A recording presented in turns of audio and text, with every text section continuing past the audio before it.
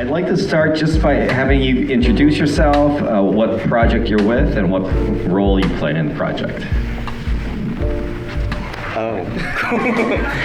Okay, are we sure we want to start here? Okay. I'm Jerry Sue. I am the writer, director, and producer of Whitewash. Yes.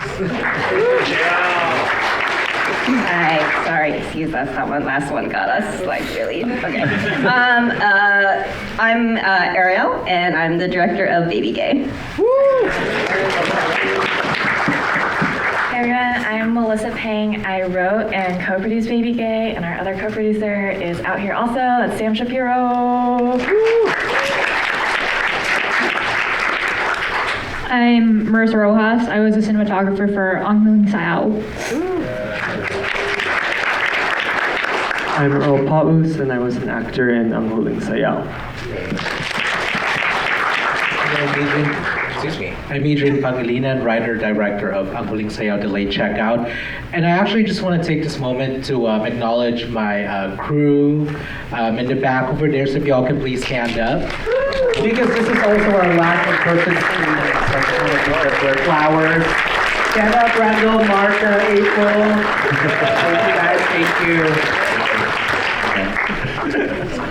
Hi, I'm Alex Song-Xie. I wrote and directed and was in Really Good Driver. All right, let's start at the beginning. Just talk about the genesis for the film and just, what came from it. Oh, again. So I grew up in a suburb of Massachusetts in a neighborhood where my neighbors would like tout progressive yard signs, but then like if a person of color walked by, they would lock their doors. So very much inspired by that. It's obviously about a lot of like microaggressions, but wanted to incorporate a lot of themes of, performative allyship, virtue signaling, and tokenism. So, yeah, I made it last year as part of a film school project, and it's been cool to see it sort of play out. So thanks so much. Baby Gay is kind of the baby of Melissa. She wrote it, and we've been really good friends since college, and we continue to like work together and collaborate afterwards. So this was just a really fun project for us to work on. We have a very similar sense of humor, and we just really wanted to do like a really funny, raunchy, gay sex comedy. But I'll have Melissa talk more about the idea. Ditto, and then, sort of like semi-autobiographical / like making fun of like the loser bisexual phenomenon. And that's all I have to say about that. Let's explore that loser bisexual phenomenon. So for my film, I've actually had some time to like reflect on what the film was really about. And it's basically actually about a hookup experience back in March 2021 specifically, where I was invited, and obviously this is still like lockdown and pandemic, and I was invited to someone's hotel. But the reality of that is actually way different than what I decided to write, which I think I wanted to give way for more sensible talks, and I think just like things that I normally would experience personally, and also like touching up on like family values and also multi-generational gaps in relationships. Really Good Driver is based on real life, I guess, of my mom teaching me how to drive during the pandemic. What the film doesn't show is that after that, my stepdad took over teaching me. Now, you're both a writer and an actor, and this is your first short film, right? Why did you decide to get into that process? I guess I've been fortunate enough to work for a lot of other people as a writer, sometimes an actor, and so just wanted to feel what it'd be like to be the one making all the decisions. And I don't know, I guess jury's still out, but yeah, that it happened. I think you've got an act for it. One thing that really struck me about all of your films is the writing. It's just superb.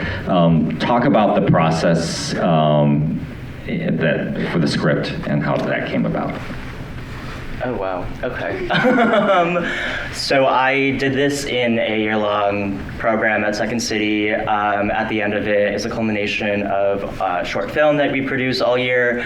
I procrastinated and put it at the very end. So I wrote it maybe in like 2 weeks, and it was a product of just talking to my friends who have also kind of grown up in similar neighborhoods or like kind of societies, and yeah, I don't know, that was pretty much it. Is it like talking over a beer, or what was the process? Sure, yep, lots of drinking involved. Okay. But yeah, no, I'm super proud of it. Yeah, I don't know what else to say. So Baby Gay, the short, was like, so first I wrote like a pilot of like the same name, just like following her like exploits, I guess.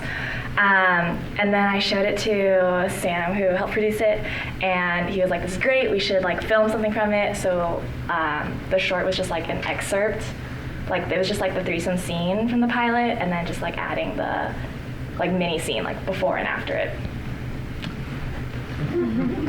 What was the question? The writing. I mean, writing it process. was what is the writing process? How did the script come about? Yes, actually, I also wanted to apologize first about the version that you saw without the subtitles and the captions. Yes, but I think for me, like, it was very fragmented. Like, some days I was at a boba shop, like, looking at the sunset, just, like, trying not to cry, but, like, letting out my thoughts and my streams of consciousness. And then a lot of times, either it would be in the shower, where I'm just, like, certain lines would pop up, especially driving. And one of them, the line, sa totoo lang, ang hirap na maging isang bakla, is actually one that came up to me when I was driving one day.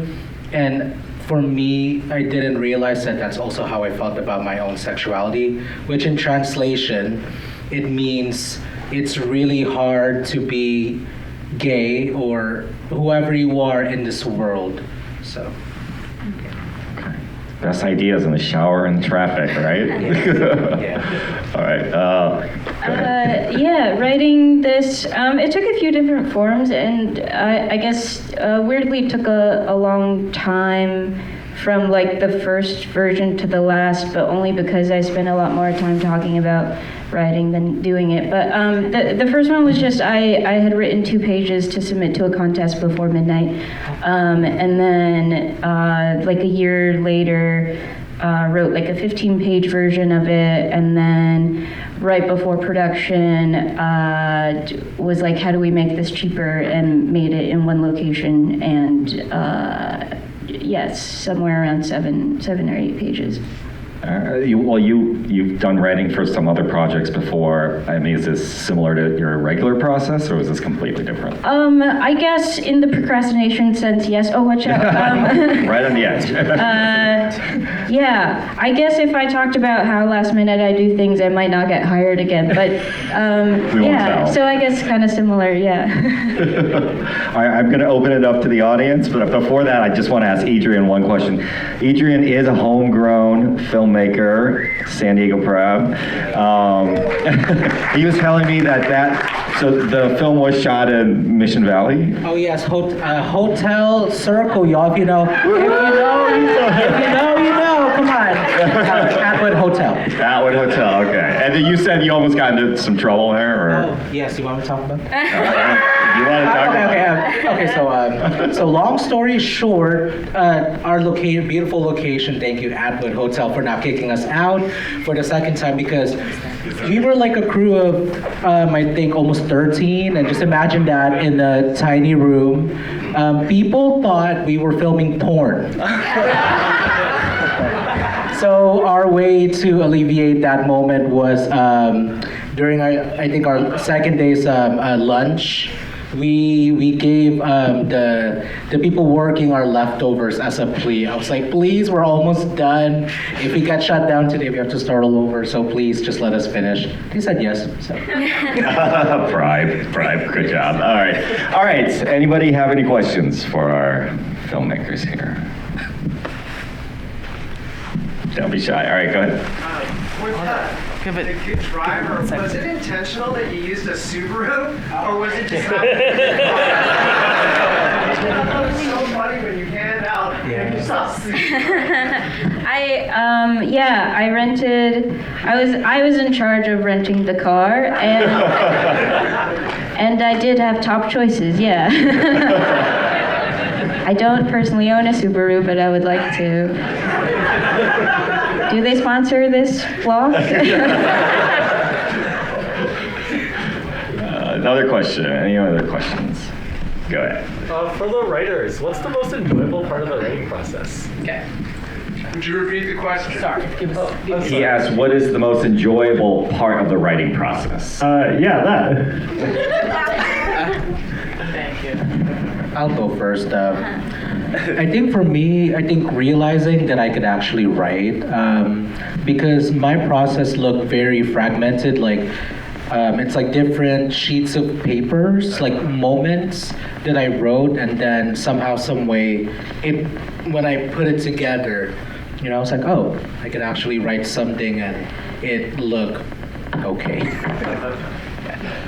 All right, I have to ask this question because I just realized the casting was the chemistry between your characters was really all of your films. It was pretty amazing. So talk briefly about your casting process too, and did you know they had chemistry instantly, your main characters? Oh, sure. I guess a fun little story is that I had another friend on board to direct for a while, and she's also Chinese, Taiwanese, American, and threw out the idea of casting her mom, and I said I think my mom would be mad if she didn't also get an audition.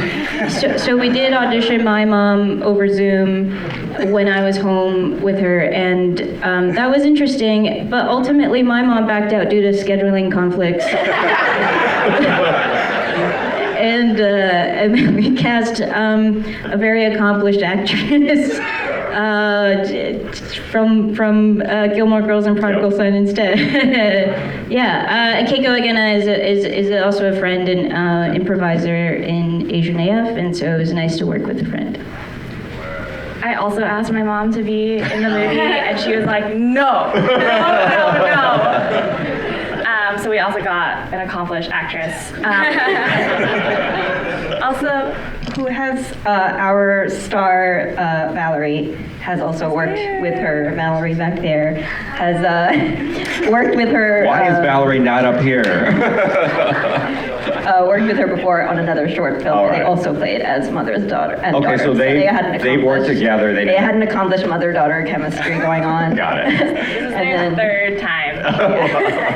And then for the other two girls in the film, Maya and Mia, we had a call up on Backstage, and we had a lot of submissions for both those two roles of Danny and Eliza, and it was pretty interesting how we went through. There's so many people that we went through, and for somehow me and Melissa and Sam and the other producer, we all kind of just landed oh, this one feels Danny, and I think and this one Mia, I don't know why, but I think she'd vibe really well with Maya over here, and we've known Val, and we know that she's just gets along with everybody, so we were okay, I think this is going to be a good group. And I think the first time they all met in person, we did do rehearsals for the sex scene a couple weeks ahead of time, so that was their first time meeting, and instantly everybody was just down. We were hanging.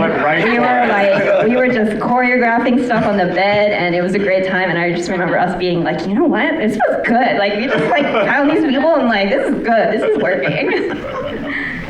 Cool. I also asked my, no, I'm kidding, I did not ask my mom.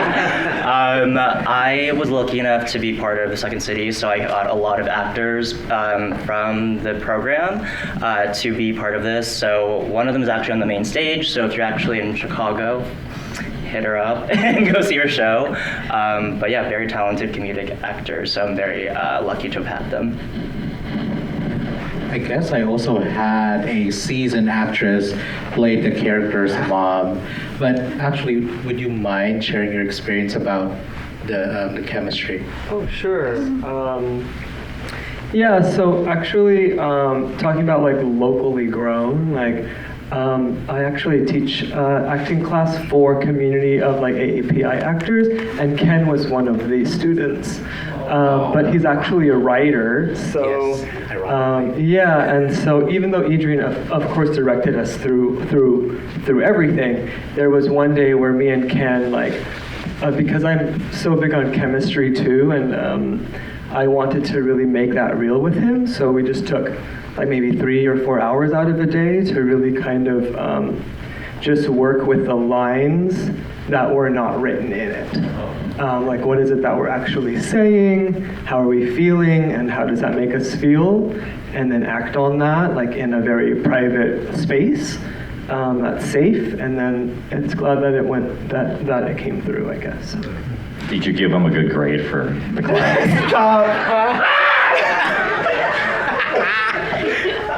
Yes. He passed. Yes.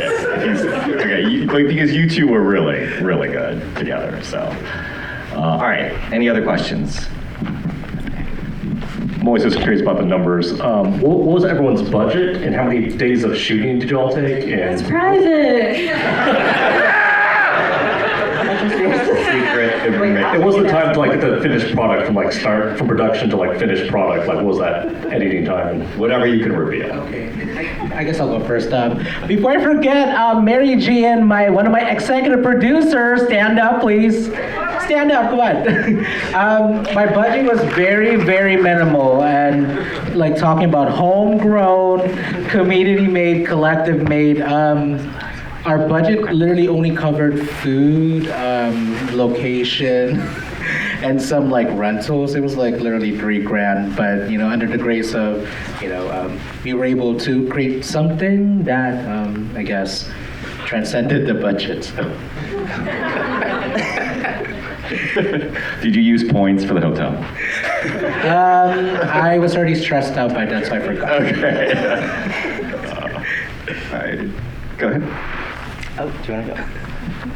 My budget was very, very, very small. It was a student film, so I think like less than $2,000.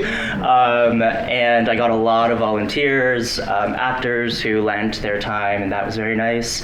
In terms of timeline, I had like a 2-day shoot because it was such a small budget and really crammed things in, but hopefully it turned out okay. so beautiful. Ours was entirely crowdfunded through Seed and Spark. So if you really want to know, you can probably find the page, and that's basically our budget.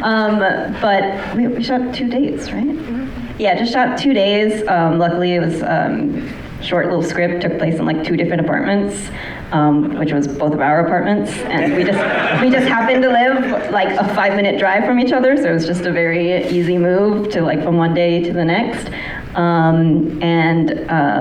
You know, I think it's also just really important for us to like pay all of the crew and cast, especially a lot of them are like friends and like people we've worked with before, and we wanted to make sure they were, you know, getting what they deserved.